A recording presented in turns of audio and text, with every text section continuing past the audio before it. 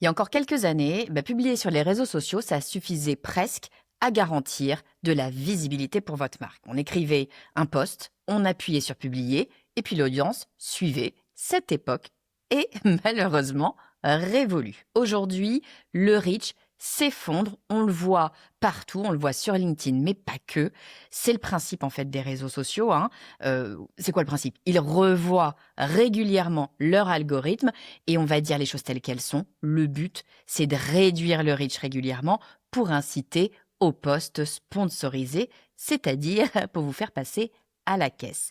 Donc, on a des publications qui sont vues par une fraction de plus en plus réduite de votre audience. Vous avez des algorithmes qui changent comme ça tout le temps sans prévenir. Pour faire simple, les règles du jeu, elles sont dictées par les plateformes que vous ne contrôlez pas. Et ça, moi, je vois de plus en plus de professionnels. Quand je dis professionnels, je pense à des créateurs de contenu, je pense à des marques qui commencent à ressentir, je vais dire très concrètement, ce qui se passe. C'est-à-dire qu'ils communiquent, ils produisent du contenu, ils investissent du temps, ils investissent du budget, mais la réalité, c'est qu'ils ne maîtrisent pas réellement qui les lit, qui les voit et quand. Ce constat, il amène une espèce de prise de conscience que je vois de plus en plus forte, de plus en plus, commune. C'est que construire toute sa stratégie de communication sur des canaux tiers, c'est devenu un risque. C'est un risque pour la visibilité, c'est un risque pour la relation client et c'est un risque pour le business. Le problème, c'est qu'il y a encore beaucoup, en tout cas à mon sens, beaucoup trop de marques, de professionnels qui le font, qui vont directement sur les réseaux sociaux en pensant que le marketing digital, c'est les réseaux sociaux. Malheureusement, c'est un énorme danger. Ça fait des années que je défends une conviction qui devient aujourd'hui une conviction majeure qu'on voit sur le devant de la scène.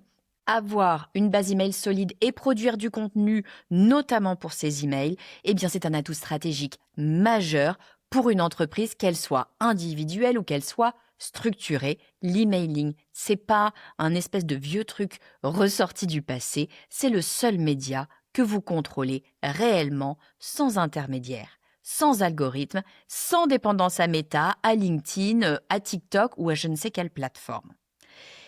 Et pourtant, vous avez encore très peu de professionnels, de marques qui ont intégré le rôle central que peut jouer une newsletter dans une stratégie marketing. Souvent, c'est parce que y a clairement de la méconnaissance.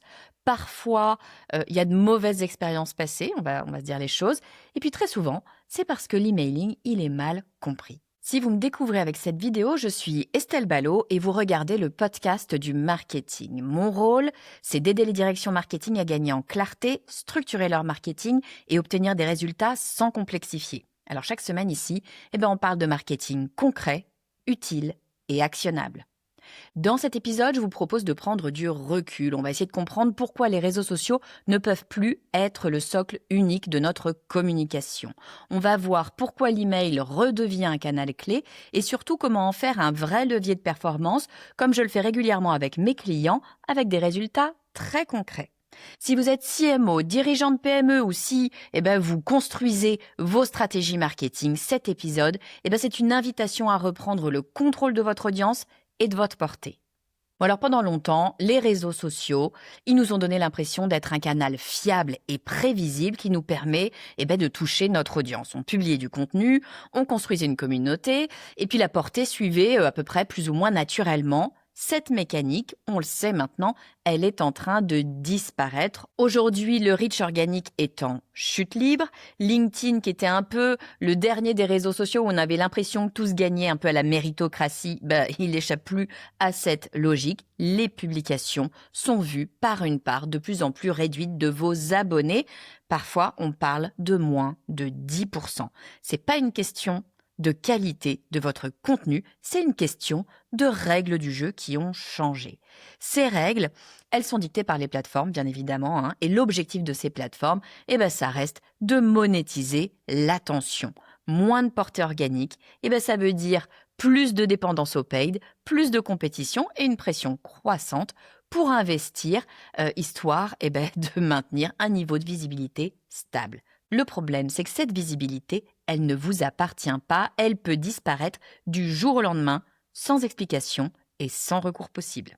Alors du coup, on a beaucoup d'entreprises qui commencent un petit peu à s'en rendre compte, qui ont un peu des sueurs froides parce qu'elles ont construit l'essentiel de leur notoriété sur de l'acquisition sur les réseaux sociaux, sauf qu'elles ne se sont pas rendues compte qu'elles ne maîtrisent pas leur audience, qu'elles ne maîtrisent pas la diffusion, qu'elles ne maîtrisent en fait qu'une partie de leur message. Il suffit d'une modification d'algorithme, un changement de format ou alors une baisse de portée et ça peut remettre en question des mois voire des années d'efforts.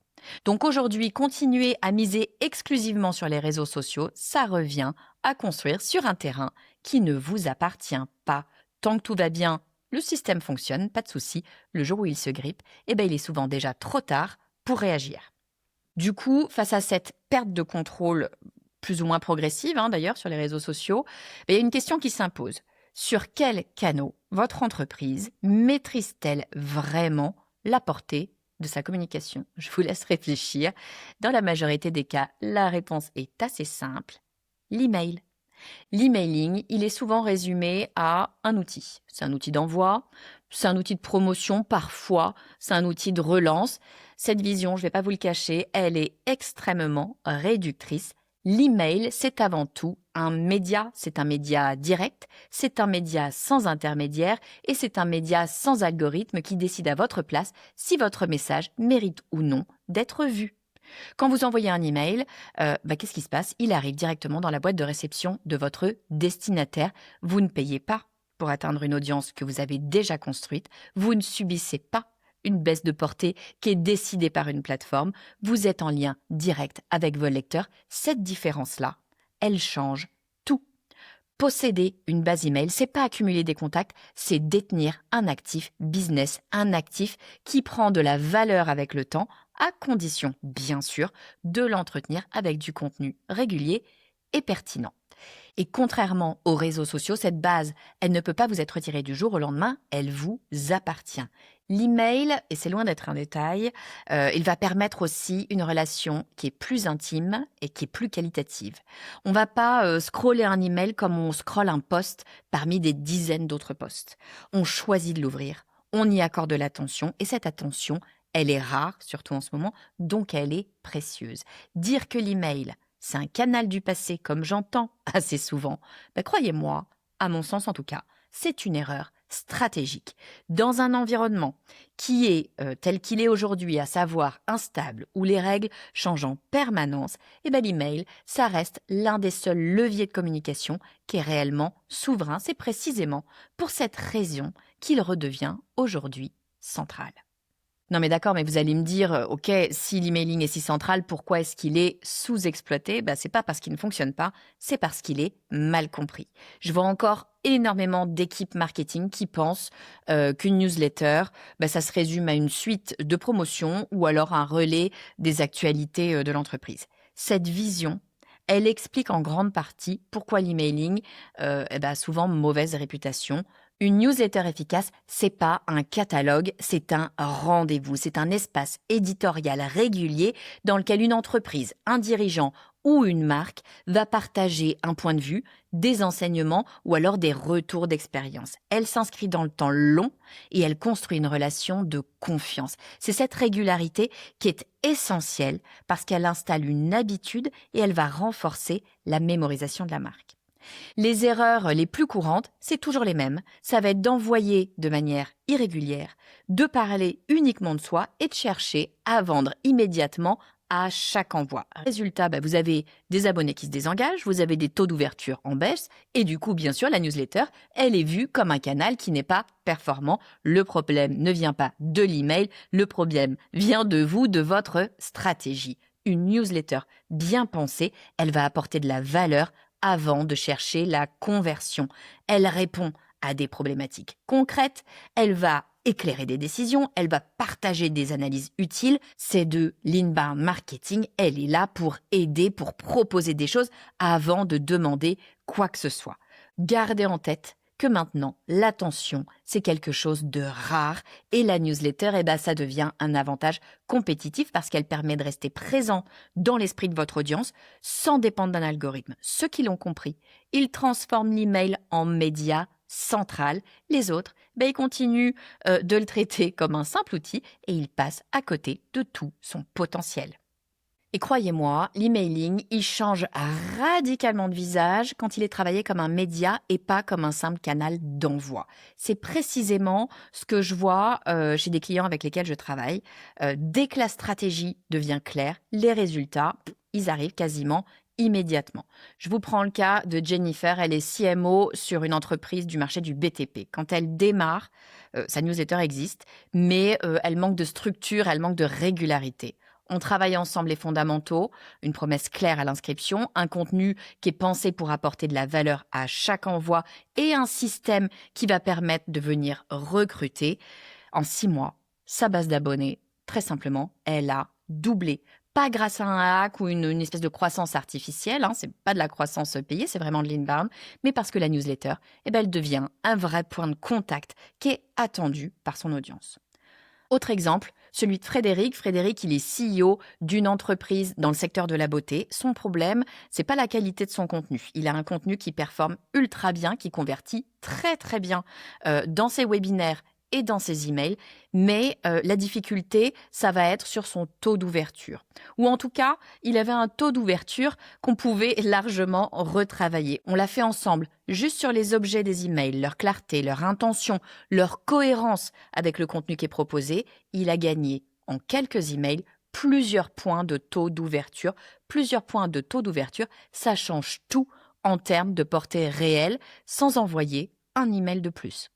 Ces exemples, ils montrent une chose qui est essentielle. Les performances de l'emailing, elles ne reposent pas sur des outils complexes ou sur, souvent on parle d'automatisation ultra sophistiquée. Non, elles reposent sur la compréhension des mécaniques éditoriales, sur la régularité et sur le respect de l'attention du lecteur. Quand une entreprise investit sérieusement l'emailing, elle transforme un canal qui est sous-estimé en levier de croissance mesurable, durable et surtout maîtrisé, le tout de façon franchement assez simple. Alors pour un directeur marketing ou pour un dirigeant de PME par exemple, la question, elle est plus de savoir si l'emailing fonctionne. La vraie question, elle est de savoir quel rôle il doit jouer dans sa stratégie globale. Vous avez un environnement où vous avez des canaux qui deviennent instables. Eh bien, l'email va apporter une forme de sécurité stratégique. L'email, c'est la stabilité. L'emailing, il permet d'abord de sécuriser votre communication. Il vous offre un canal direct avec vos clients, avec vos prospects et avec vos partenaires. Le tout, sans dépendre de décisions d'une plateforme externe. Cette souveraineté, elle est devenue un enjeu business à part entière parce qu'elle protège la marque contre les variations de visibilité et de choix de tiers. Maintenir un lien constant avec votre audience, c'est absolument essentiel.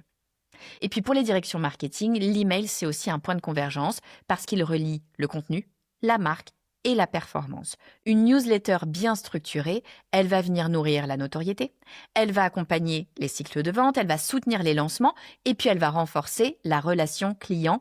Les indicateurs sont clairs, ils sont mesurables et ils sont directement exploitables. Vous avez des taux d'ouverture, des taux de clics, des taux de réponse, des taux de conversion, vous avez même des taux d'abandon. Et contrairement aux métriques qui sont souvent floues sur les réseaux sociaux, l'emailing, il parle le langage du business.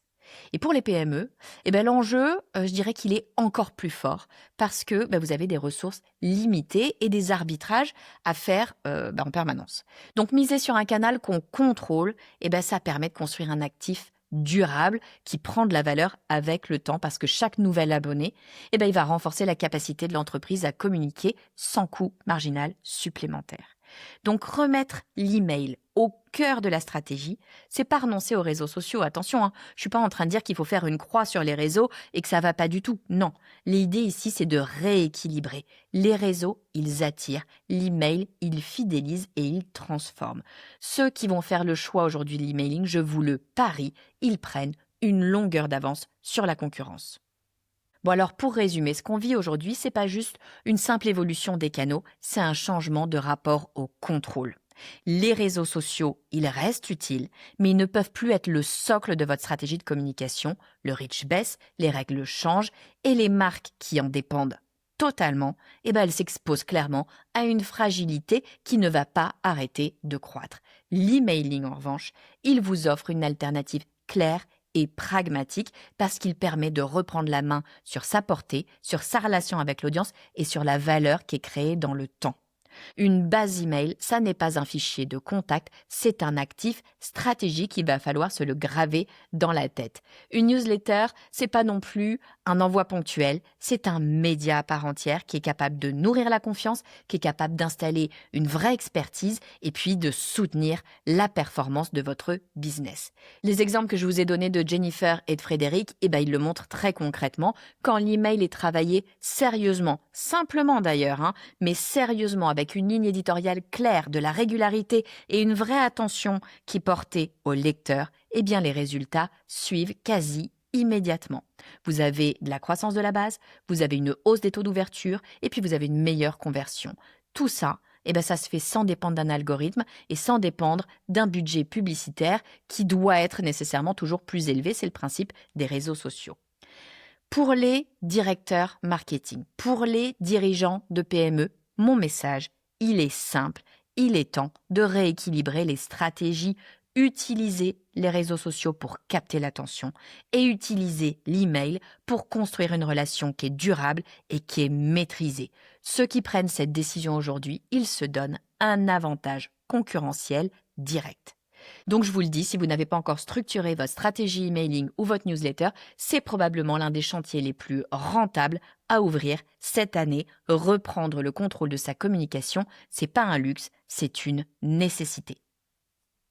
Si vous avez aimé cet épisode, bien évidemment, je vous invite à rejoindre la newsletter du podcast du marketing. Pour ce faire, c'est très simple, vous allez sur lepodcastdumarketing.com/newsletter ou alors vous cliquez dans les notes de cet épisode. Qu'est-ce que vous allez retrouver dans cette newsletter? Bien évidemment, je vais vous parler du podcast qui sort dans la semaine. Vous aurez un résumé de ce podcast pour ceux qui préfèrent le lire. Vous aurez également mes réflexions marketing, tous mes bons plans, tous mes cadeaux bonus et les invitations aux événements auxquels je participe, le podcast du marketing.com/newsletter ou le lien qui est dans les notes de cet épisode. Je vous dis à très vite.